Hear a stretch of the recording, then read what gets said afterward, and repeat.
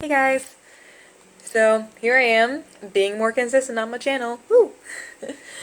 um, this vlog is mostly just going to be a little bit of my ranting about something that's been on my mind for a while, so if you want to watch it, go ahead. It might give you a little bit of insight, and if you like it, leave a like down below, comment, subscribe if you want to see the new things that are going to be coming out more frequently, hopefully. And, let's get going. If anybody has any comments or just anything they want to add, please feel free to put it at the bottom. This is just, again, me just rambling. And so, I'm going to ramble. I'm going to stutter, and I'm just going to say what's on my mind. So, if it sounds a little bit just off the top of my head, random, it is. So, but the topic I want to talk about, as you can see in the title, is long-distance relationships, because they're hard. Like, long distance relationships are kind of a thing that can make or break a relationship, to be completely honest. Like, you can think that you're the strongest couple in the world, and maybe you are, but distance is something that really tests that. It really tugs on the strength of your relationship, and it basically shows you what sticks and what doesn't. I'm in the middle of a long-term relationship right now, and it's been going on for about like 2 years, and it's hard. It's really hard because, especially because that kind of came after a very long period of time where I could see my boyfriend every day. and it was just going from that shock of just being able to see a person for an incredibly long time and then just not for days, weeks, something like the first year it was months on end. I mean, at the time neither of us really had cars available to us. We were both in our freshman year of college. So it was hard, and I missed him a lot. But it kind of really put into perspective the things in the relationship that, were strong. Because we went through that year, and we went through some pretty rough times, like, I'll admit. Times where, really, relationships that weren't as strong would have kind of broken apart. I know that, and I know that, we're stronger for coming out of it. And I mean, we're still in the middle of it, to be completely honest. We're going into our third year of it, actually, because we're both going to separate colleges right now, and it's interesting, kind of dealing with the different schedules, because, at this time, I'm getting my, technically third job, but I'm finally starting to make some money, and he's getting one of his, I think it's, his third job, I think, as well. But we're both getting jobs now, and before that, we had more free time, so it's definitely going to be interesting trying to schedule it around each other, because it's definitely going to be difficult. And when school starts up again, we're going to be balancing classes, job, and trying to see each other, just enough so that we don't go crazy. But that isn't exactly what I wanted to talk about, because that was just me getting things off my chest, because, I miss him, and... But, I don't know. Distance is something that's interesting in a relationship, because if you start out long distance, that can probably be good for you because you're getting that experience, right off the bat, it's gone. You already been through it. You know what it feels like. But if you start on a relationship being very close and just living close together, being able to see each other a lot, just basically being the inseparable couple, distance hurts that. Because it's basically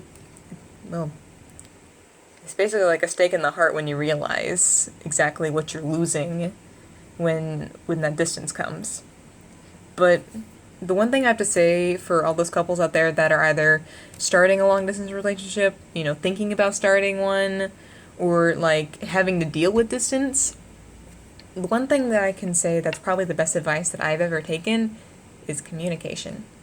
I know that sounds like just the random thing people throw at you because it's, well, the main thing is they throw it at you because it works. communication is really the thing that's going to keep your relationship strong. I mean, it's one of the reasons why, like, I didn't go crazy the first year. Because we were able to talk to each other a lot. And even now that we're still able to see each other, we still keep up the communication. Because it's that connection. It's the one connection that's just like, yes, this person is still there. Like, he's still a part of my life. And I mean, I'm not saying that, like, you need to talk to your partner, like, every single day. Or, like, every single second. That's just something that works for me. And that works for him. And I guess it's just kind of like, what kind of a couple are you? If you're the kind of couple that can go for days on end without talking to each other and still be just as strong, props to you. and keep going with that. Like, if that's what works, keep at it. And if you're the kind of couple that needs the constant connection, then I would seriously recommend just like the long distance apps. Like the one I'm using right now is actually like an app called Couple. It's a really cute one. It's got like a little like blue speech bubble in the little icon, and I'm using it on Android right now, but it also works for iPhone. So go ahead and give that a try. It's a really cute app. It's got like you have the ability to send messages to each other, and just like little thinking of you bubbles. It's adorable. I recommend checking it out. But just honestly like that, you got Skype, FaceTime, like Facebook messaging now, you got like phone calls, just texting, all that. Use it. It will help you, I promise. Now, like, I don't know. Long distance relationships are kind of like a thing that like it makes you crave, it makes you crave togetherness, which is a good thing. Like, honestly, right now, it's like I'm just entering my junior year of college, but I'm already imagining, like, once I leave, like moving into an apartment, getting a job that'll help pay the rent, just making sure that, like he and I can live comfortably within our situations, because, like, we're both art students. and getting a job straight out of college is going to be one of the most important things that we need to do, and if we can't do that, we need to, like, have a place and have jobs that can be backups until then, because getting a job in the art world is hard, and it's something that, like, I know it's a struggle for a lot of people out there, and it's just gonna be something to think about. Like, I mean, for the past couple months, we've been looking at apartments just to, like, satisfy that craving, and you know what? Do that. Like, look up places that you can live together with your partner after this time at distance ends. And you know what? If this is just like a business trip, like, look up things that you and your partner can do, like once you're reunited again. Like, go out for an amazing dinner night, like stay and watch a movie, like go on a walk. Just do what you need to do. Like, that planning for the future can be a really good thing for you. Like, Lord knows it's done wonders for me. Just like being able to plan out that stable life where we're able to just be together every day. Like, honestly, I think I've gotten to the point where the one thing I want is just wake up and have his face next to mine on the pillow. Just, I don't know. It may seem a little bit immature, but having that distance, it makes me crave adulthood. It makes me crave, like, just that typical relationship lifestyle, living with your significant other and just being with them all the time, and being able to come from work and say, honey, I'm home, and have someone there to receive the greeting. Like, it makes me crave mornings where we just sit on the couch and have coffee, and maybe we don't have anything to talk about, but we just kind of sit there in peaceful silence. Or, like, one of my favorite things to do, actually, to, like, pass the time and to kind of also help plan for the future, is to watch HGTV with, like House Hunters, Flipper Flop, like, just all those shows, just all those, like homemaker shows, just watching the people's decisions, making fun of some of them, and just seeing, like, what would I do with that space? What would we do with that space? Like, what can we talk about next time that we see each other? Like, about this, like, about what this person did with, like, this giant home, and they filled that space so horribly, and how could we do it better? I don't know. I kind of went off on a little bit of a tangent there, but I think I kind of needed that. But, anyway. I guess, like, the moral of this story is communication. It's a saver, people. It's a relationship saver.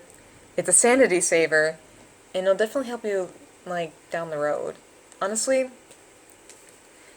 if, like, I don't know. I've given a lot of relationship advice to people over the years. And the one thing that's really baffled me is how much of these problems could have been solved if you just communicated with your significant other. Like, it's that simple. Like, I know it's not the be-all, end-all of solutions, but Jesus, people. If you just, like, talk to your partner, like, say, oh, this is bothering me, or, oh, I want to know, like, what you think about this, or does this bother you too, or you do this thing, and I'd like to talk about it because it's not really, it's not really vibing with me, but regardless. I don't know.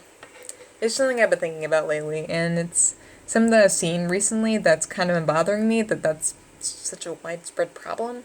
I don't know. Like, well, I guess that's kind of it for me. I don't really have much else to say. So, if you guys want to leave anything down at the bottom in the comments section, like anything you want to add, like just let me know. Like honestly, I'm pretty curious to see how other people deal with long distance relationships. It'd be kind of fun. Check it out. Okay. Well, I'll see you in the next one. Adios.